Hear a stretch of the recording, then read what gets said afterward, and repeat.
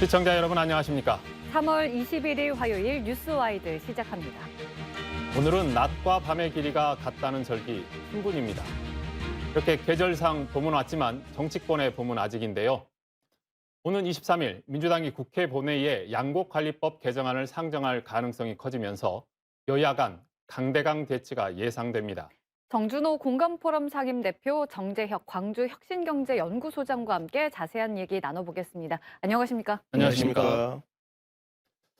네, 어제 김진표 국회의장과 여야 원내대표가 만나 양곡관리법 개정안 처리 문제를 논의했는데요. 먼저 주요 발언부터 듣고 오겠습니다. 오늘 23일 본회의에서 반드시 처리하시겠다고 공언하신 만큼 더 이상 미룰 수는 없다. 충분한 논의가 됐음에도 불구하고 정부가 좀 전향적이지 않고 여전히 그런 자기 입장을 굽히지 않는 것에 대해서는 의장께서도 좀 결심을 하실 건 해주셔야 된다는 말씀을 좀 드리고 싶습니다. 180석을 가지고 있다고 모든 국회 입법 체계를 깡그리 뭉그러뜨리고 하기 시작하면 국회법이라든지 우리 헌법 체계가 유지가 되지 않은 그런 상황입니다. 우리 국민들께서 민주당이 지금 하고 있는 이 행태를 제발 좀 기억하시고 내년 4월 선거에서 민주당 의석을 대폭 회수해 주실 것을 간곡히 부탁드립니다.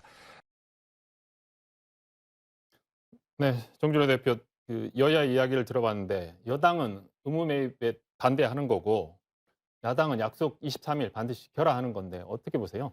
그러니까 주호영 원내대표 방금 발언이 나왔었는데 제가 이제 주호영 원내대표한테는 한마디 좀 드리고 싶은 게 좀 숫자로 대답을 한번 해봐라. 그러니까 뭐 지금 시장 격리가 되는 그 기준이 쌀 초과 생산량이 뭐 3%냐, 5%냐, 또 뭐 쌀값 하락이 뭐 5% 하락이냐, 15% 하락이냐 이런 기준점을 가지고 좀 얘기를 좀 해야 되는 상황인데 주호영 원내대표는 만약에 뭐 3%만 초과 생산한다고 해서 그걸 다 의무 매입하면은 국고가 얼마 정도가 거덜난다라든지 이런 숫자가 좀 나와줘야 되는데 그냥 단순하게 의무 매입 조항이 있으면 그냥 못 받는다 이렇게 그냥 못을 봐버리는 이 행태는 제가 좀 이해하기 힘든 부분이 좀 있습니다. 네, 정재혁 소장님께서는 어떻게 보셨습니까? 그러니까 이게 지금 민생과 직결돼 있는 문제인데 모든 사안이 여야가 정쟁하고 있는 것처럼 비춰져서 참 안타깝습니다. 그러니까 양곡관리법 개정안 논란은 정부와 여당이 전부 매입하거나 무조건 매수한다는 그런 왜곡된 인식 때문에 좀 문제가 되고 있는데요.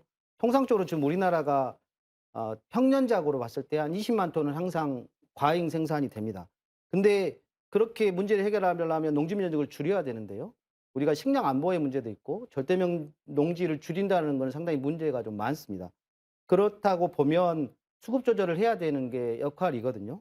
그렇다 보니까 양곡관리법을 이제 예전에 매입할 수도 있다라는 조항을 매입하자라고 의무 조항을 이제 두자고 이야기하는 거는 응당한 요구라고 보여지고요. 그럼에도 불구하고 정부와 여당은 무조건적인 지금 반대를 하고 있어서 좀 안타까움이 있습니다. 가장 우려했던 이렇게 되면 농지를 무한적으로 늘려서 이것도 매입해야 되지 않느냐라는 우려가 있는데 그거는 이번에 수정안에 민주당 수정안에 보면 그렇게 매입된 농지는 추가 매입하지 않아도 된다라는 재량권을 정부한테 준 것도 있거든요. 이렇게 정부한테 나름대로 재량권을 준 것이기 때문에 이런 것들은 전향적으로 좀 받아들일 필요가 있다고 보여집니다. 그러니까 아까 이야기했듯이 정부나 여당이 이 문제가 뭐 국고가 줄어든다, 뭐 손해가 난다라고 하면 어느 정도, 얼마를 했을 때 어느 정도 나는지 그런 것들을 없이 그냥 무조건 반대 아닌 반대를 하는 그런 형국이잖아요, 지금. 사실 이제 제가 제일 지적하고 싶은 부분이 그 부분인데 이제 숫자 노름이 좀 나와야 되는 거거든요. 그러니까 예를 들어서 민주당이 180석을 가지고 뭔가 법안을 밀어붙인다고 했을 때 소수 그 정당이라고 하는 여당 입장에서는 그러면 그 재정론으로서 그걸 뒷받침해서 반박을 할 수밖에 없는 구조인데 그 단계가 지금 생략이 돼버리고 그냥 우리는 결론만 내고 우리는 못 받는다라고 이렇게 돼버리니까 제가 생각했던 양상하고는 전혀 좀 다르게 좀 나가는 좀 이슈가 돼버려서 좀 답답하긴 합니다. 네, 여당의 주장을 설득하기 위해서는 이제 근거가 필요하다 이런 말씀이신데 그럼 양곡관리법 자체에 대해서는 어떻게 생각하세요? 우리가 보면은 이제 주식시장 같은 경우에 있어서도 지금 사이드 브레이크 제도가 들어오는 게 뭐 15%가 급락을 했을 때는 거래가 딱 중지가 돼 버리잖아요. 그런 식으로 뭔가 그 식량 주권이라고 하는 이 추국 소매와 관련된 뭔가 그 제도 브레이크를 하나 만들어내는 건데 전 취지 자체는 분명히 좀 이해가 된다고 봅니다. 다만 그 부분이 국가 재정에 얼마 정도 부담이 되는지 그런 부분이 실증에 대해서 연구가 돼야 되고 그 숫자 노립이 나와야 되는데 전혀 지금 뭐 여당 쪽에서는 그 얘기 전혀 안 나오고 그냥 아까 말한 것처럼 뭐 지금 이 행태만 좀 기억을 해달라 지금 이런 식으로 좀 나오고 있는 부분이기 때문에 뭐가 좀 단단히 좀 착각을 하는 부분들이 많이 있으신 것 같습니다. 근데 지금 민주당의 수정안이잖아요. 네. 원안이 아니라 수정안은 이미 그 정부가 원하는 대로 많이 바뀐 안인데도 그것조차도 못 받겠다라고 하는 거잖아요. 정부가 원하는 안은 아니고요. 예, 의장이 이 중재안을 2차례 던졌습니다. 정부는 이제 원천적으로 정부가 돈을 투자해서 매수하겠다는 것 자체를 반대하는 거고 여당도 국고가 투입되는 것 자체를 반대하겠다라는 겁니다. 근데 이제 저희는 이제 원래 추가 매수 3%, 그다음에 가격이 5% 이상 됐을 때는 무조건 정부가 매입하자라고 했는데 의장이 중재안을 2차례나 제기를 했죠. 그래서 이제 가격이 3%에서 5%까지 그런 변동됐을 때 곡식이 이제 쌀 수입이 5%에서 18%까지 늘어났을 때 정부가 그럼 재량을 가지고 거기 또 재량권을 준 겁니다. 정부가 재량을 가지고 그 탄력을 조정해서 매수를 좀 했으면 어떠냐, 매입을 해야 되는 거 아니냐라고 이야기를 하는 건데 정부와 여당은 무조건적으로 정부가 투입되는 예산 자체, 매입 자체는 불가하다라고 이야기를 해버리니까 진전이 하나도 안 되고 있는 거죠. 네. 그게 가장 문제입니다. 일단 일각에서 있는 농민들조차도 이렇게 수미하는 데만 돈을 다 써버린다면 부족한 콩이나 밀 같은 대체 작물을 이제 키울 수 있는 여력 자체를 줄이게 한다던가 아니면 그런 대체 작물을 키울 때 받을 수 있는 지원금이 줄어드는 것 아니냐라는 우려도 있는데 이 부분은 어떻게 생각하십니까? 농민들의 우려, 뭐 그런 일부 우려가 있는데요. 농민들은 지금 다 만족하지 않는 게 있죠. 지금 원래 민주당 안에서 어, 쌀 가격 3%, 그다음 추가가 5% 이상 됐을 때였는데 의장이 제시한 두 번째 중재안이 이게 가격이 뭐 15% 이상, 그다음에 9% 이상 됐을 때, 그러니까 많이 늘어버린 거죠. 그러니까 정부가 직접 매수할 수 있는 것들을 게이지를 크게 높여버리면서 그 농민들도 이제 양에 차지 않는 겁니다. 형식적으로 정부가 매수한다고만 했지 정부가 재량으로 얼마든지 매수하지 못하는 그런 게이지를 높여놓으면서 농민들도 상당히 반발이 있는 거거든요. 그러니까 여기 그 당사자들 다 불만이 있는 지금 논란이 되고 있는 거죠. 네. 일단은 매입도 매입이지만 매입하고 보관까지 봤을 때 매년 한 조 단위의 돈이 들어갈 거다 이런 우려가 있는데 어떻게 생각하십니까? 지금 뭐 이제 그 숫자가 지금 뭐 오픈이 돼서 지금 공개된 건 아니니까 이제 저도 뭐 숫자로 말씀드리긴 좀 조심스럽기는 한데 사실은 이제 그 밭작물하고 지금 이 양곡하고는 좀 다른 차이점이 좀 있거든요. 밭작물 같은 경우에 있어서는 농민들이 해마다 그 작물을 선택을 할 수 있습니다. 바꿔가면서 농사를 지을 수 있지만은 양곡 같은 경우는 그러지 못하기 때문에 논을 뭐 팔든지 처분하든지 지금 뭐 농사를 그만두든지 이런 선택지가 있어야 되기 때문에 좀 특수성이 좀 있는 부분이거든요. 그러면은 이 지금 얘기가 나온 게 이제 생각보다 지금 풍년이 들어가지고 쌀이 좀 초과 상승돼서 시장에서 이게 확보가 안 됐을 때 그걸 국가가 좀 매입을 해서 보관을 했다가 다른 용도로 이제 쓴다라는 지금 그런 부분인데 그런 거 관련해 가지고 비용이 든다라고 하면 사실 그 뭐 또 다른 하나의 뭐 공기업을 만든다든지 이런 식으로 좀 진행을 해서 그 관리가 충분히 가능하기 때문에 그런 내용까지 지금 나와서 고민을 해줘야 되는데 그냥 무조건 의무 매입은 된다 안 된다 이걸로만 지금 결론을 내려고 하다 보니까 논의가 전혀 진전되지 못하고 겉돌기만 하고 있는 것 같습니다. 아까 우리 정 대표 숫자 이야기를 했는데 저 농해수위에 있는 국민의힘 의원 안병길 의원이 이런 숫자를 내놨어요. 이 법이 통과되면 수혜를 받게 될 국내 양곡 창고들 중에 절반 이상이 호남이다. 응? 그러니까 민주당이 지지층을 의식해서 양곡관리법 개정안을 밀어붙이는 거 아니냐라는 식의 이야기 나오는데 좀 너무하다는 생각 들지 않나요? 아니 그 안병길 의원 같은 경우는 그러면 전남에서 생산된 쌀을 뭐 안 드시나요? 어쩔 수 없이 그 농도인 전남에서 만들어진 쌀이 전국에서 다 소비가 되고 있는데 양곡 창고 지금 기준으로 해서 그거를 이제 얘기를 한다는 것도 말이 안 되는 거고요. 그다음에 그 한 산업 부문, 농업도 이제 산업이다 보니까 농업이라고 하는 그 산업 부문에 있어서 좀 문제가 있어서 그 부분을 해결을 하자는 이 전체적인 시각에서 봐야 되는데 그거를 지역 감정으로 기하에 연결을 시켜 가지고 뭐 전남에 양곡 창고 절반이 있다는 걸 뭐 되새김 시켜주는 뭐 그런 의도로만 지금 얘기를 하는 게 도대체 이 발언에서 본인이 뭘 얻고자 하는 건지 전 취지 자체가 좀 이해가 안 가는 발언이었습니다. 정재욱 소장은 어떻게 보셨어요? 이게 참 국가가 얼마 들어가는지가 아니라 네네. 양곡 창고가 호남에 많더라. 그러니까 네네. 너희들 표 생각해서 이러는 거 아니냐라는 식의. 네, 맞습니다. 말씀하셨던 대로 이 발언 같은 경우는 전혀 관계없는 지역 갈등으로 이제 조장하면서 정쟁을 유도하는 프레임 이로밖에 보이지 않습니다. 통상적으로 지금 호남 많이 농민들에게 이게 통과되면 어마어마한 이익이 돌아가는 것처럼 이제 호도하는 거거든요. 그래서 한번 살펴봤어요. 그러니까 농지를 전용시키다, 농지를 이제 활용을 잘 못하니까 농지를 전용을 얼마나 했는지 살펴보니 최근 10년 동안 그러니까 농지를 다른 용도로 변경을 한 비율을 봤더니 서울 같은 경우는 242% 정도 농지 변경이 있었습니다. 근데 전남 4%입니다. 그만큼 농지는 계속 유지하게 만들면서 뭐 지역의 혜택을 지금 고사되고 있는 지역 소멸 위기가 그래서 이야기가 나오는 거거든요.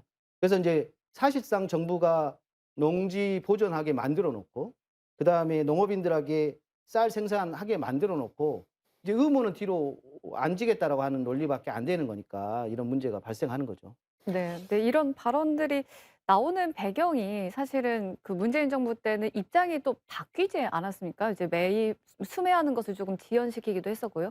이런 그때와 지금하고 좀 달라진 것이 있을까요? 어떻게 생각하시나요? 지금 민주당 같은 경우에 이 지금 개정안을 발의를 한 게 2021년 12월 달이었어요. 그래서 이제 정권 교체가 되기 전에 이미 지금 나왔던 개정안이고 1년 반 정도 돼 버린 지금 묵어버린 좀 많이 돼 버렸는데 1년 반 동안 사실 지금 아까 소장님도 말씀하셨지만은 농민들 입장에서도 지금 답답하거든요. 농민신문 기사를 보니까 뭐 농민들 입장에서는 이미 그 국회의장 저 중재안 자체를 놓고 누더기 법안이다라고 이제 표현을 할 정도가 됐는데 1년 반 동안 여야 상관없이 좀 그 농촌에 내려가 가지고 의견도 듣고 해서 뭔가 여론을 만들어서 이걸 제도화시키는 이 과정을 밟아줘야 되는데 지금 국회의원들이 지금 뭔가 좀 착각하는 부분들이 분명히 좀 있는 것 같고요. 그래서 뭐 입장이 바뀌었다라는 내용은 어쨌든 정권 교체 이전부터 지금 이 개정안이 나왔기 때문에 그 부분은 조금 좀 옳지는 않고 좀 그렇게 볼 사안은 아닌 것 같습니다.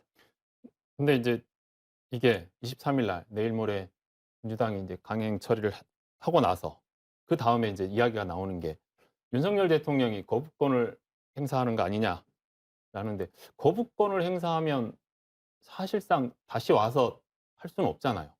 지금 뭐 말씀 들어보면은 거부권 행사하면은 다시 국회로 갔을 때는 뭐 이제 3분의 2 이상 찬성이 네. 있어야 통과가 된다라고 하니까 사실상 뭐 개헌 정도 수준으로 지금 높아지는 거니까 이제 지금 현재 의석 구조로 보더라도 이제 통과는 안 되는 부분이고요. 근데 지금 윤석열 대통령이 지금 한 가지 좀 거부권을 시사하는 요 모양새 자체가 좀 전 답답한 부분이 있는데 윤석열 대통령이 지금 대의 정치를 안 해본 경험이 이런 데서 드러나는 거거든요. 그러면 본인한테 대통령이 거부권 행사라는 걸 너무 쉽게 생각을 해버리면은 그런 거 아닌가라는 생각이 드는데 제가 이제 한때는 그런 말도 한 적이 있었습니다. 이재명 대표 입장에서 여소야대 전국을 활용을 하려고 하면은 계속 민생 법안을 가지고 대통령에게 거부권을 행사하는 압박을 한 다음에 그다음에 이제 영수회담 제의를 하면은 그 윤석열 대통령 입장에서도 그런 그거는 이제 받아들일 수밖에 없는 카드가 되지 않겠느냐라고 생각을 하는데 한 번 이렇게 거부권을 행사할 때마다 국민 여론은 절반씩 다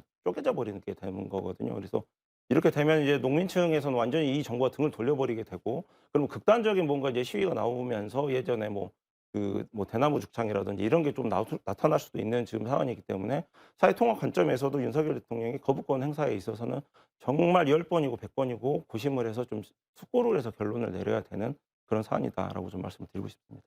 네. 정재욱 소장님 보시기에는 윤석열 대통령이 거부권 행사 가능성이 있다고 보십니까? 없다고 보십니까? 저도 뭐 공감하는데요. 이번에 만약에 이 민생 현안이 이거 어떻게 보면 민생 현안인데 농지법 개정안 거부권을 행사하게 되면 그동안 거부권이 8년 전에 있었습니다. 그러니까 이명박 대통령 때 한 번 그 택시가 이제 공공교통 되느냐 할 때 택시가 공공교통으로 대중교통 되지 못하게 막은 거부권이 한 번 있었고요. 이제 박근혜 정부 때 2번 거부권 행사했습니다. 마지막 거부권 지금 거부권을 행사하게 되면 이제 8년 만에 거부권을 행사하게 되는데 정치적 부담이 분명히 있을 겁니다. 그리고 자칫 이제 식량 안보 문제를 좀 등한시한 거 아니냐? 그다음에 농민들 그러니까 농업을 좀 무시하고 경시하는 거 아니냐 하는 그런 비판이나 이런 것도 직면할 수밖에 없는 상황이고요. 거부권 말씀하셨듯이 제의를 할 수가 있습니다. 거부권이 들어오면 국회에서는 제의를 하면 제적원 과반수가 출석해서 최종원 3분의 2 이상이 찬성을 해야 하기 때문에 거의 불가능한 상황이죠. 그래서 이렇게 논란을 자초하고 민심을 위반하는 거부권 행사는 많이 심사숙고했으면 하는 바람입니다. 네, 우리 대통령이 법권 행사 혹시 생각하시더라도 한 번 더 생각해 보시고 이어서 정치권 현안 하나 더 짚어보겠습니다. 정부가 일이 많을 때는 일주일에 최대 69시간까지 몰아서 일하고 적을 때는 푹 쉬자는 내용의 근로시간 개편안을 발표했었는데요. 이를 둘러싸고 비판과 혼선이 거듭되고 있죠. 윤석열 대통령이 오늘 국무회의에서 입장을 밝혔습니다. 대통령의 발언부터 듣고 오겠습니다. 저는 주당 60시간 이상의 근무는 건강보호 차원에서 무리라고 하는 생각은 변함이 없습니다. 물론 이에 대해 근로시간 유연화 정책의 후퇴라는 의견도 있는 것을 알고 있습니다. 그러나 주당 근로시간의 상한을 정해놓지 않으면 현실적으로 노동 약자들의 건강권을 지키기 어렵다고 생각합니다.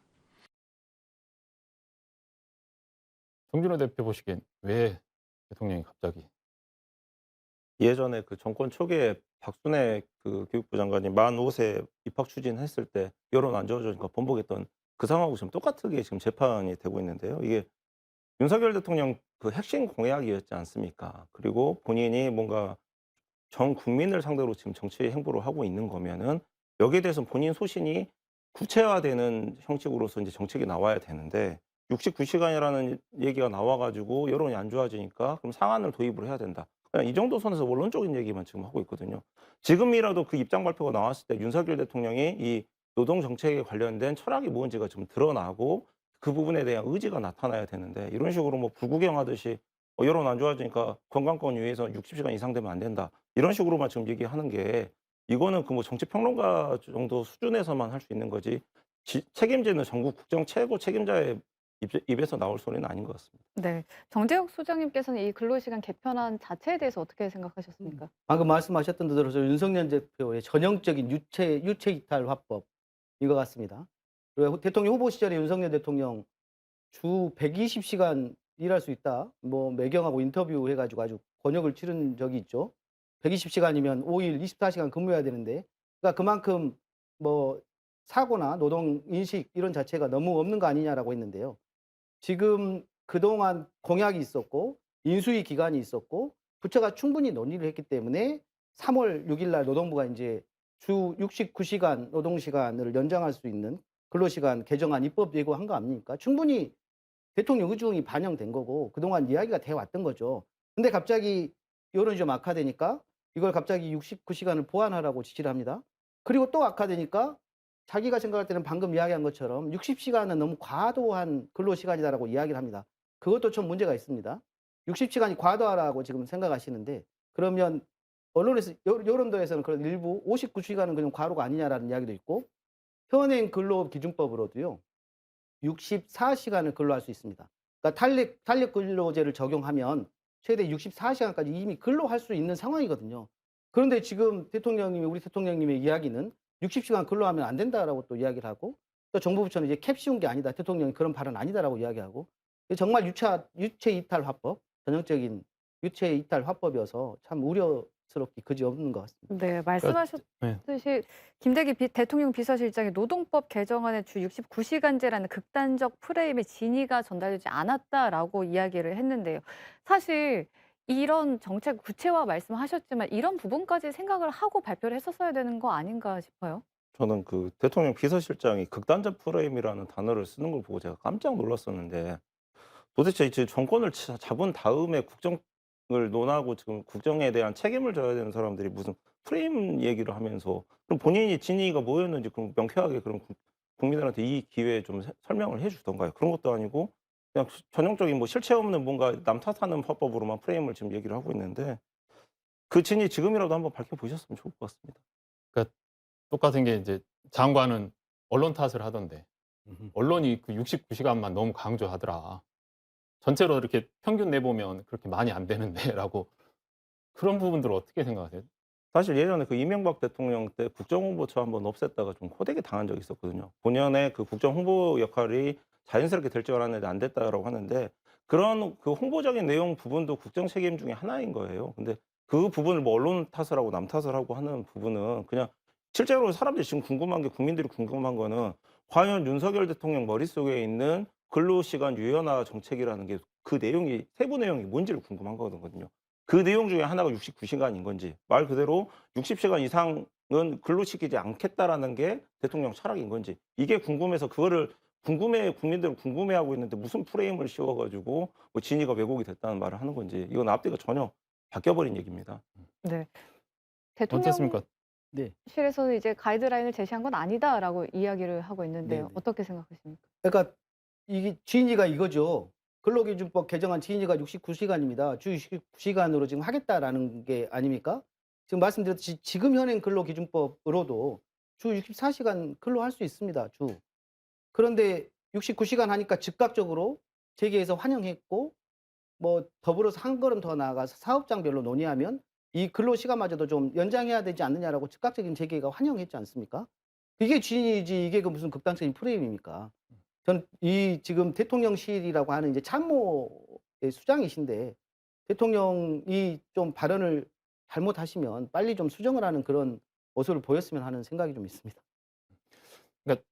19일 날 보니까 한국보건사회연구원이 발표한 자료 보니까 워라밸 관련해서 취업자들이 희망하는 근무 시간은 주 36.7시간이에요. 69시간의 한 절반 정도밖에 안 되는데 이게 현실하고 그런 괴리가 있다고 하더라도 너무 차이가 나는 거 아닐까요? 네네. 맞습니다. 제가 살펴보니까요. OECD 이 우리 경제협력개발기구 38개국이 있습니다. 이게 합계 출산율이라고 하죠. 그게 1이 안 되는 국가가 우리나라가 유일합니다. 아시겠지만 0.78명입니다. 37위가 이탈리아인데요. 합계 출산율이 1.24명입니다. 왜 갑자기 합계 출산율 이야기를 하냐면 이제 혹자들은 우리나라가 0.78명 되니까 멸종 위기종으로 대한민국 사람들이 멸종 위기종이 되지 않느냐라는 우스갯소리도 합니다. 왜냐하면 이 합계 출산율이 그렇게 낮은 이유로 가장 주요한 이유로 장기 근무 시간을 꼽고 있습니다. 이거는 OECD 우리나라 대표부에서도 발표를 했고 국회 예산정책처에서도 발표를 한 내용인데요. 그만큼 우리나라가 장기간 주 단위 연속 근로 시간이 높은 걸로 나와 있습니다. OECD 38개국 중에서 주 단위 전체 근로 시간이 5번째로 많은 나라입니다. 앞에 봤더니 다 중남미 국가들입니다. 칠레, 코스타리카, 콜롬비아 이런 나라 빼고는 우리나라가 그렇게 근로 시간이 많은 상황입니다. 그런데 이거 지금 법정 근로 시간 연차 등 하면 그것도 지금 76%밖에 못 쓴다는 거 아닙니까? 통상적으로. 현실이 지금 이러함에도 불구하고 정부 부처나 입안자들이 제대로 파악을 못 하고 있는 거죠. 그래서 참 안타까운 상황입니다. 네. 뭐 시간이야 둘째치더라도 이제 사실 이전에는 주 4일 근무를 하냐 마냐 이런 논의를 했다가 갑자기 주 69시간이 나오니까 오히려 역행하는 것 아니냐라는 의견이 있는데 어떻게 생각하십니까? 그러니까 지금 정부 안에 대해서 좀 구체적인 뭔가 내용들을 지금 사람들이 파악을 못 하고 있는 거예요. 그래서 제가 보기에는 윤석열 정부 하에서 장관이나 뭐 청와대 수석분들이 굉장히 좀 일하기가 힘들 것 같습니다. 뭔가 독심술이라도 연말을 해야 뭔가 마음을 파악하는 의지를 파악하는 좀 그런 내용인 것 같은데 들어오면서 보니까 모 매체에서 노동개혁과 관련해서 청와대에서 기존에 사회수석이 담당하던 거를 국정기획수석으로 좀 이관시켰다라는 뭐 그런 지시가 있었다라는 이제 그 보도를 듣고 왔는데 윤석열 대통령이 지금 여론이 이렇게 들끓고 있는 이 민감한 이슈를 대응하는 그 방식도 지금 뭔가 굉장히 서툰 부분이 지금 발생을 하고 있는 거죠. 그래서 대통령실에서 좀 이 부분이 그 국민들한테 얼마나 지금 민감하게 받아들여지는지도 좀 파악을 해야 되는데 좀 그런 부분들은 여전히 좀 아쉬운 부분입니다. 네. 장관과의 소통 말씀해 주셨는데 이정식 장관이 발표한 이야기와 대통령실이 언급한 내용이 조금 차이가 있으면서 둘의 소통에 이제 문제가 이제 지적이 됐습니다. 그런 부분도 좀 보고 계신 거죠? 그 당정청이라는 단어가 있었었는데 그러면은 이제 물론 이제 청와대가 아니라 지금 용산으로 옮기긴 했지만은 대통령이 지금 당과 정부 장관들 국무회의는 뭐 왜 정례적으로 하겠습니까? 이런 부분들 혼선이 없게 하기 위해서 하는 부분이거든요. 알겠습니다. 이번에는 지역 이슈 한번 짚어보겠습니다. 200m 이상의 초고층 호텔을 포함한 옛 전방 일신방직 부지 개발의 밑그림이 공개됐습니다. 먼저 정의진 기자의 리포트부터 보고 오겠습니다. 전일방 부지 개발의 밑그림이 될 국제 설계 공모 당선자 모두를 위한 도시입니다. 광주시는 걸어서 15분 안에 복합 쇼핑몰 등 생활 기반 시설을 이용할 수 있도록 설계한 부분을 높이 평가했습니다. 향후 이 설계를 토대로 200m 높이의 초고층 호텔과 더 현대 광주, 주상복합 건물 등에 대한 구체적인 그림을 그려나가겠다는 계획입니다. 오늘 이 마스터 플랜은 토지 이용, 그다음에 공간에 대한 구성, 필지들이 있는데 어디에 배치해야 연접되어 있는 땅의 이용도가 더 높아지는가를 담는 겁니다. 토지 이용 계획이 큰 틀에서 확정된 만큼 공공기업 범위를 놓고 부지 개발자인 휴먼스 홀딩스 PFV 측과 양보 없는 줄다리기 협상이 본격화할 전망입니다. 지난달 열린 협상 조정 협의회에서도 사업자 측이 공공기업 계획을 내놨는데 토지 가치 상승분의 60%를 가져오겠다는 광주시의 입장과는 거리가 있는 것으로 전해졌습니다. 많은 부분은 다뤄졌고 이제 설계 공모 나오고 그다음에 공공기업 그것만 하면 다 돼요. 그 두 가지 중요한 거 남은 거기 때문에 한 6, 7월까지는 가능할 거예요. 충수 제한 폐지의 첫 통합 심의 대상이 될 것으로 예상되는 데다 사업도 빠르게 진행되면서 공공성 확보를 위한 광주시의 협상력이 어느 때보다 중요해졌다는 목소리도 나옵니다. 삿바 싸움이 심하게 될 거 아닙니까? 이때 서로 조금씩 양보하고 시민의 입장에서 또 상생적 입장에서 문제를 바라보고 접근해 가야 된다고 생각해요. 광주시는 오는 7월까지 사전 협상을 마무리하고 이후 지구 단위 계획을 수립, 내년엔 착공에 들어가 2027년 하반기에는 시민들에게 공개하겠다는 청사진을 내놨습니다. KBC 정의진입니다. 2027년 하반기. 정준호 대표는 전체적인 그림을 어떻게 보셨어요? 저는 그 15분 도시라는 얘기를 듣고 좀 깜짝 놀랐었는데 이제 프랑스 파리 이달구 시장이 이제 착안을 했던 개념이잖아요. 근데 대규모 건설 다 백지화시키면서 생태 중심으로 파리는 이 도시 개념을 좀 발전을 시켰거든요. 근데 그 연면적이 지금 30만 제곱미터 정도 되는 그 방직 그 부지를 개발을 하면서 15분 도시를 설계를 했다라고 하길래 도대체 그러면 이게 지금 전혀 다른 개념으로 접근하는 거 아니냐라고 해서 제가 생각할 때는 광주천이 이제 천변이 인근에 있다 보니까 천변하고 인근 좀 연계가 돼 있고 골목상권 이제 강화라고 하는 이런 이슈가 있기 때문에 임동 그 자동차 상행거리하고 뭔가 좀 연계되는 개념인 꼭지가 있는 줄 알았는데 그냥 30만 제곱미터 단위의 신도시 미니 신도시를 건설을 하면서 그 안에서 15분 동안 걸어 다닐 수 있게 하는 산책로 만들어 놨다고 15분 도시라고 이거 평가를 할 수 있는지 이건 개념 체계 자체가 좀 아예 다른 지금 입장인 것 같아서 제가 좀 솔직히 좀 아직 이해가 안 가고 있습니다. 이 부분. 이름은 좋아요. 그린 네트워크라 그래가지고 15분 도시인데 우리 정재욱 소장님 보시기에는 어떻던가요? 근데 저도 이제 세부적인 거는 봐야 되니까. 근데 이게 8개 공모작 중에서 이제 덴마크 건축 업체가 이제 그 어반 에이전시 얘가 이제 이 회사가 이야기한 모두를 위한 도시 이게 선정돼서 그 개념에 15분 도시라는 이제 개념이 그 선정작에 도입이 된 걸로 알고 있습니다. 다른 것 자체하고 이게 지금 보행자 중심으로 설계를 했더라고요. 그러니까 자동차 없이 걷든지 자전거 등을 이용해서 가게, 병원 어디든지 갈 수 있는 도시를 이제 만들어 보겠다라는 겁니다. 보행자 중심으로 도시 계획을 건설하고 입안했다는 것 저는 좀 긍정적으로 봅니다. 왜냐하면 그동안 우리가 도시 건설부터 시작해서 교통문화 모든 게 자동차 중심으로 돼 왔습니다. 보행자 중심으로 계획하고 입안했다는 것 자체는 긍정적으로 좀 평가할 필요가 있는 것 같고요. 세부 절차나 과정을 좀 지켜볼 필요가 있을 것 같습니다. 네, 이런 지속 가능한 도시 개발도 개발이지만 이 섬유 산업의 역사를 좀 간직한 공간으로 만들었으면 좋겠다라는 의견이 있는데요. 가능할까요? 지금 이제 그 방직 산업 자체는 이제 광주에서는 이제 큰 의미는 없는데 그게 이제 역사적인 가치가 좀 있다라는 거잖아요. 그래서 그럼 일제시대 수탈과 관련된 내용도 있고 그래서 그 공간 정도는 좀 그 연결이 되는 맥락에서 좀 추진이 될 필요가 있었는데 뭐 매체 그 도시학 박사 하시는 분이 이제 쓰신 말 보면은 문화유산은 그 없애버리긴 쉽지만은 그만큼 지나고 나서 후회하기도 쉽다라는 말을 좀 했었는데 그런 철학이나 이런 부분들이 좀 고민이 됐어야 되는데 그러지 않고 너무 이렇게 개발 수익성 쪽으로만 지금 가서 랜드마크 세우자는 이제 프로젝트로만 접근이 되는 부분은 좀 아쉬운 부분입니다. 아까 우리 정의진 기자 기사 내용에도 있었지만 이제 공공기업 네. 이게 공공기업은이 광주시하고 부동산 개발업체하고 생각이 조금씩 틀리잖아요. 네네. 이 적정선을 찾는다는 게 쉽지 않을 것 같아요. 네, 맞습니다. 이제 이 공공기업을 우리는 최대한 많이 받아내야 되는 거고 개발업자들은 아까 이제 공공개발 당사자인 업체에서는 한 37%, 8% 이렇게 이제 이야기를 해놨습니다. 근데 지금 이 부지가 일반 공업지역이지 않습니까? 이게 상업지역이 되고 준주거지가 되고 일반 주거지가 되고 자연녹지 이런 식으로 집값은 분명히 상승할 겁니다. 그러면 거기에 맞게 당연히 공공기업을 많이 얻어내려고 우리 광주시는 해야 되는 거고, 광주시에 이제 조례에 근거하고 철저하게 이제 그 법에 근거해서 이야기를 해야 될 것 같고요. 앞으로 7월 정도 이제 협상을 완료한다라는 계획인데 과정들이 좀 남아 있습니다. 4월까지 이제 사업 계획 확정을 하고 나서 이제 감정 평가가 들어갈 거고, 5월 달에 이제 공공기업을 최종 확정한다는 거고요. 6월 달에 이제 도시계획 자문이나 그다음에 건축위원회 자문들을 갖게 되면서 7월 달에 최종적으로 협상 완료를 한다고 하니까요.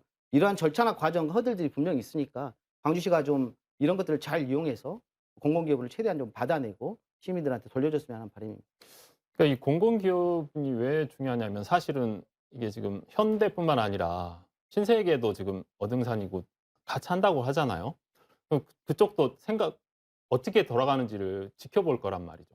그래서 만약에 신세계도 같이 뛰어들었을 때 광주가 그 두 개의 복합쇼핑몰 시민들 입장에서는 좋지만 지역 입장에서는 어떻게 받아들일 수 있는지 그것도 지금 보면은 이제 그 호남 쪽에는 전혀 이제 복합 쇼핑몰이 대형화된 게 없었으니까 광주에 두 개가 이제 동시에 들어와도 일단 런칭하는 데는 문제는 없을 것 같아요. 근데 이제 이게 지금 유지가 되느냐, 그리고 사업이 동시에 추진이 되고 동시에 입주를 하게 되게 되면은 분명히 이제 그 당시에 이제 부동산 경기 현황이 어떠냐에 따라서 이게 둘 중에 둘 다 이게 유지가 될 수 있는지가 지금 문제가 좀 될 수가 있는데, 광주시에서 분명히 좀 원칙을 좀 가지고 두 개를 동시에 좀 유치하는 전략을 좀 짰기를 바라는데, 그러지 않고 뭐 민간 사업으로 추진이 되니까 시에서는 뭐 허가만 해주고 나면 되지, 이렇게 좀 접근하는 거는 좀 문제가 있는 것 같고요. 네.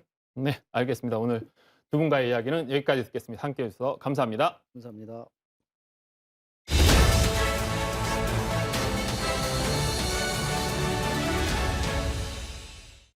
서울광역방송센터입니다. 윤석열 대통령이 오늘 국무회의에서 한일 관계에 대해 이제 과거를 넘어서야 한다고 강조했습니다. 여의도 초대석, 오늘은 소신의 정치를 표방하고 있는 시대전환 조정훈 의원과 정치권 현안 얘기 해보겠습니다. 의원님 어서 오십시오. 네, 반갑습니다. 한일 정상회담, 이거 뭐 계속 뒷말이 나오고 있는 것 같은데, 산케이 신문이 어제 보도했는데 정상회담에서 기시다 총리가 2015년 위안부 합의의 착실한 이행 뭐 이런 거를 요구했다고 하는데, 이게 강제징용 배상처럼 위안부 배상 문제도 좀 착실하게 어떻게 해결을 해달라 뭐 이런 요구인데, 이건 뭐 어떻게 봐야 될까요, 이거는?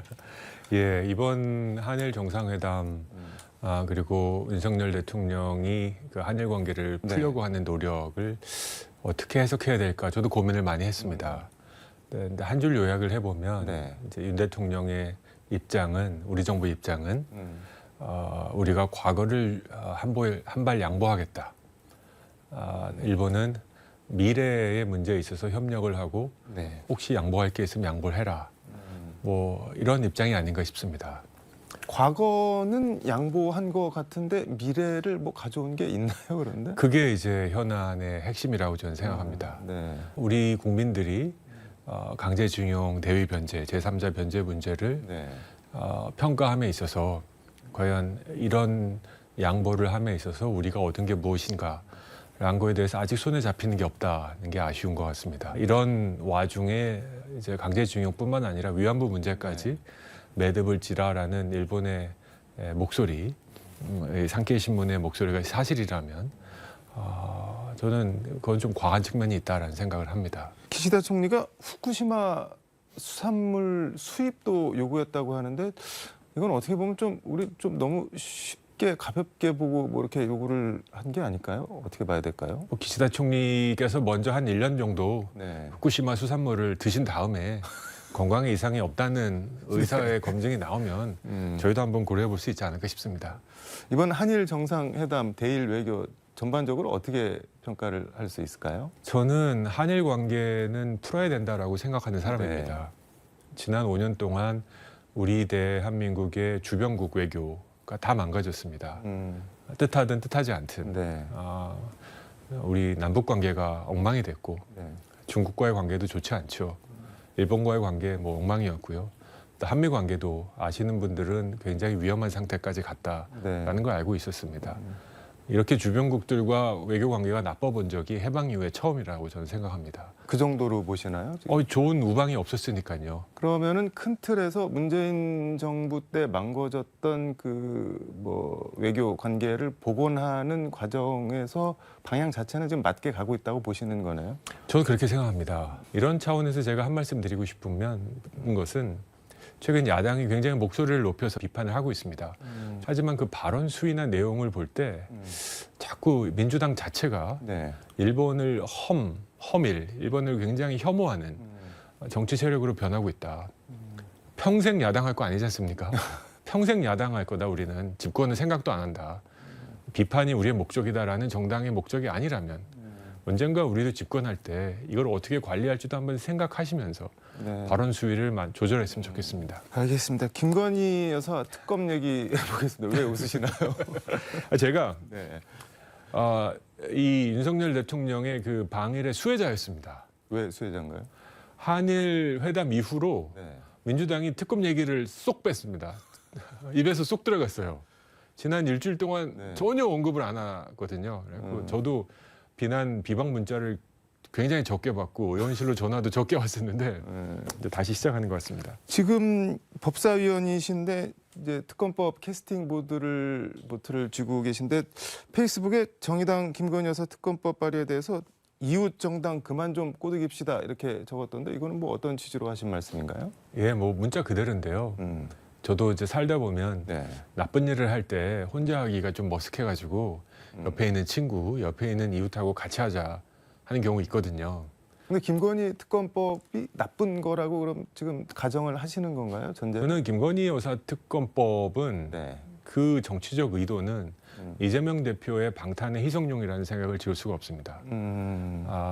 대통령 배우자의 현직에 있을 때 특검을 하자는 건 정치를 그냥 절단내겠다라는 생각 그 이상도 그 이하도 아니다. 방금 보십시오. 한일 정상회담이라는 이슈가 있으면 네. 특검 얘기 안 하고 또 정상회담 얘기만 합니다. 결국 공격의 소재로만 쓴다. 공격의 소재이죠. 근데 이게 그 뭐 이재명 대표 방탄 여부를 떠나서 도이치모터스 주가 조작 재판 과정에서 새로운 사실이랑 상황들이 나왔잖아요. 근데 그런 거에 대해서 검찰이 수사를 안 하고 또는 못 하니까는 그럼 뭐 특검으로라도 해서 의혹 해소 차원이라도 해야 되는 거 아니냐. 뭐 이런 주장인 건데 민주당은 그 뭐 나름 타당성이 있는 말 아닌가요? 정적이니까 거기에 대한 수사가 마음에 안 든다고 무조건 특검이라는 핵폭탄을 들이대야 된다라는 것도 논리상 맞지 않습니다. 네. 발의한 법을 보면 특검 검사를 민주당만 임명하게 되어 있습니다. 그 특검 결과를 국민의힘이나 이 특검을 임명하지 않은 정치 세력이 찬성할 수 있겠고 동의할 수 있겠습니까? 이거는 너무너무 무리수가 많이 펼쳐져 있는 정치의 공세이고요. 김건희 여사가 만약에 정말로 이런 범죄 현실이 드러나면 그거는 검찰의 수사를 받아야 되고 이번 정부가 대통령의 배우자이기 때문에 수사를 좀 약하게 했다면 다음 정부가 들었을 때 이명박 대통령도 14년이나 지나서 처벌을 받았습니다. 근데 지금 그 소멸시효가 도이치모터스 주가 조작 재판이 진행되고 이제 재판이 진행되는 동안에는 소멸시효가 정지돼서 김건희 여사 시효가 살아 있어도 5년이면은 대법원까지 재판이 다 끝날 텐데 그럼 이 정권 끝나면은 수사 못 하는 거 아닌가요, 그러면? 저는 5년 안에 이거 끝날 거라고 생각하지 않습니다. 아, 그렇게 보시나요? 예, 뭐 여러 가지 정황상 조국 전 장관에 대한 1심 재판도 지금 1년 8개월 만에 나왔고요. 뭐 저는 이 정부 끝나기 전엔 끝나지 않을 거라는 거에 확신이 있습니다. 그리고 만약에 정말 시효 문제가 되는데 의혹이 아직도 남아있다. 그때는 여러 가지 수단을 고려해 볼 수 있습니다. 하지만 지금 진행되는 재판을 보는 게 맞지 지금 시작한 상황에서 대통령 영부인에 대한 특검을 진행함으로써 정치를 그냥 두 쪽 내고 더욱 살벌하게 만든다. 동의할 수 없습니다. 그렇게 정치를 살벌하게 만들어서 민주당이 얻을 게 뭐가 있을까요? 그런데 어떻게 보시나요? 야당은 비판함으로써 그 존재감을 드러내는 게 한국 정치의 특성인데요. 이번엔 좀 과했다고 생각합니다. 특히 민주당은 그냥 야당이 아니라 국회 다수당입니다. 따라서 절반의 책임이 있는 정당입니다. 하지만 이재명 대선 이후에 이재명 대표가 당대표가 된 이후에 한 9개월 지났나요? 결국 민주당이 한 게 뭔가 세 단어로 요약될 수 있다고 생각합니다. 뭔가요? 탄핵, 특검, 해임. 탄핵, 특검, 해임 계속 이 무한반복입니다. 정말 의미 있는 정책, 의미 있는 대책, 국민의힘 윤석열 정부의 경제 정책에 대한 대안 정말 기억에 나는 거 있으십니까? 아무것도 없습니다. 다음 총선에서 다시 민주당에게 169석을 줘야겠다라고 생각하는 국민이 지금 얼마나 있을까? 저는 한 명도 없으리라고 저는 확신합니다. 확신하시나요? 예, 이런 정도의 169석, 180석이었지 않습니까? 처음에는 거의 우리 국민들의 경험치가 있다고 저는 믿습니다. 그래서 네. 지금 이재명 대표 사법 리스크가 진보 진영 전체를 침몰시킬 수 있다 이런 말씀도 페이스북에 적으셨던데 이것도 뭐 같은 맥락인 건가요, 그러면? 네, 그렇습니다. 저희 정의당 이정미 당대표께서 취임하셨을 때 저희 방에 예방을 오셨는데요. 제가 드렸던 말씀입니다. 진심이었습니다. 정의당이 대선과 지선 이후에 좀 어려운 상황이지 않습니까? 네. 저는 정의당이 우리 정치에 의미 있는 역할이 있다고 저는 아직도 믿습니다. 하지만 이런 과정에서 이 어려움이 있다고 민주당이라는 큰 배에 어떻게 보면 얹어 타고 가려고 하는 게 아닌가.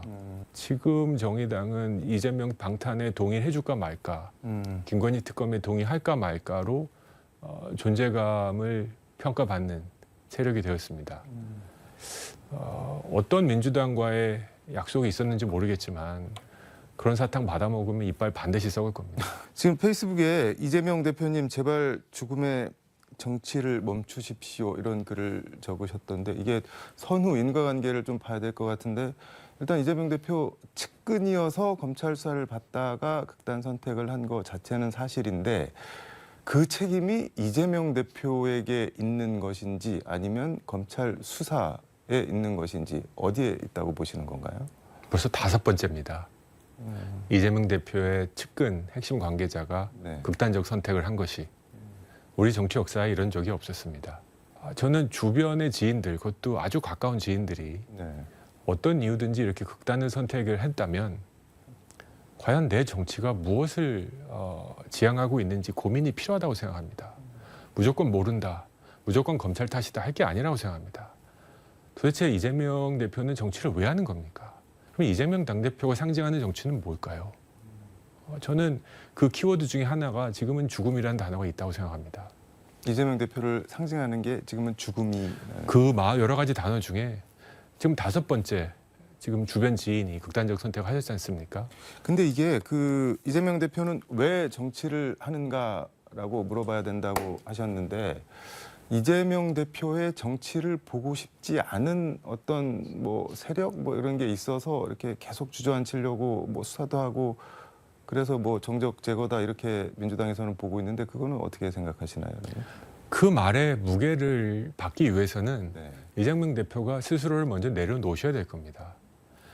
대선 지고 의원직 가시고 당대표 되시는 이중 방탄조끼 본인이 할 수 있는 최고의 방탄조끼를 입은 다음에 예상되는 공격이 오니까 거봐 이럴 줄 알았어. 그러니까 내가 이 조끼를 입고 있었던 거야. 그러니까 난 억울해. 이 논리는 초등학생들한테도 먹히지 않습니다. 초등학생들한테도 안 먹히는 논리를 지금 민주당이 하고 있는 건가요? 저는 그렇게 생각합니다. 알겠습니다. 시간상 마지막으로 며칠 전에 바레인에서 146차 세계의원연맹 총회가 열렸는데 거기 다녀오신 것 같은데 세계의원연맹 총회 이게 뭐 어떤 건가요? 예, 전 세계에서 민주주의를 하는 네. 제가 이번에 가서 봤는데 국회의원 민주주의 제도를 하는 한 100몇십 개 나라의 의원들이 1년에 2번씩 모여서 네. 우리나라도 2번 개최했는데 여러 가지 전 세계 의제들에 대해서 논의하고 또 의원들이 의원 외교로서 세계 문제를 어떻게 풀어나갈지 하는 장이었는데요. 처음으로 참여했습니다. 총회 결의안에 북한을 극심한 인도주의적 위기 국가에 포함시켜 국제사회의 관심을 더욱 유도하고자 했다 이렇게 페이스북에 적으셨던데 이거는 뭐 어떤 내용인가요? 예, 그 100여 개 넘는 국가 중에 이제 저희 나라가 제가 아시아 패시픽, 아시아 태평양 지역국을 대표해서 이 초안 작성하는 그 위원회에 들어갔습니다. 네. 위원회 이제 초안을 작성하는 과정에서 전 세계가 앞으로 인도적 지원을 해야 되는 중점 국가들을 선정하는 과정이 있었습니다. 물론 이제 튀르키예, 시리아, 네. 뭐 우크라이나 등등이 들어갔고요. 여러 국가들이 선정되는 가운데 저도 강력하게 북한을 제안을 했습니다. 물론 북한의 핵 문제가 심각한 건 사실이지만 2,700만에 이르는 북한 주민들의 인도적인 고통을 우리가 국제사회가 눈 감아서는 안 된다라는 차원에서 강력히 주장을 했고요. 굉장히 센 토론이 있었습니다. 뭐 러시아와 벨라루시아 대표들은 굉장히 반대를 했고요. 저는 설득을 해서 북한을 이제 포함시키는 소정의 성과도 얻었습니다. 알겠습니다. 제가 서두에 소신의 정치를 표방한다고 말씀을 드렸는데 앞으로 뭐 어떤 정치 더 하실 건지 뭐 계획 같은 거 마무리 말씀 좀 해서 듣도록 하겠습니다. 네, 저 조정훈의 정치 아까 말씀드렸다시피 정치인은 한 명 한 명 본인이 상징하는 상징 자본이 있다라고 생각합니다. 그리고 국민 여러분들이 특정 정치인을 계속 키워주신다는 건 그 상징 자본이 우리 사회에 필요하다는 생각이라고 생각합니다. 네. 소신이라는 단어를 저에게 주셔서 참 감사합니다. 그리고 과분합니다.